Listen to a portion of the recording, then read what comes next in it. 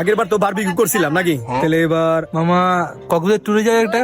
জানুয়ারি কয় কি জানারো কইলোটা কি কক্সে যে ভাই আর কতক্ষণ, মনে হচ্ছে এখনই নামিয়ে খেয়ে ফেলি। শোনো ভাই সাহেব, আজকের বারবিকিউটা কিন্তু জমে ক্ষীর, সারা দিনের পরিশ্রম সার্থক।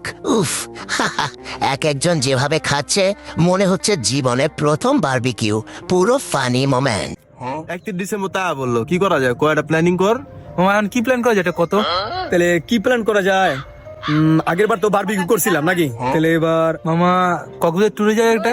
জানুয়ারি কয় কি জানারো কইলোটা কি কক্সে যে আউ আর বলো, কক্সবাজার ট্যুরে যাবে এখন 31 ডিসেম্বর কক্সবাজার যায় কেউ, তাহলে বারবিকিউ করা যায়, সমস্যা নাই। বারবিকিউ খারাপ না, করা যায়। তাইলে কেডা কি দিবি কইলা? আমি নাহলে মুরগি দিলাম, সমস্যা নাই। তাহলে মশলা তেলপাতি এগুলা কি দিব? মশলা তেলপাতি নাহলে আমি দিলাম। দে, আর চার দোকানে খরচ। ওইটা লাগলে আরেকজন দিল, কিন্তু মুরগি তো একলা কুলাইতে পারবি না, দুজন মিল্লা আনি আর কি। আব্দুল্লাহ লাগলে ওইগুলা দিল। কি কস আব্দুল্লাহ? আচ্ছা ঠিক আছে, চার খরচ নিলে আমি দিলাম, সমস্যা নেই। তাহলে কেডা কি আনবি আনা শুরু করে দে, সমস্যা কি?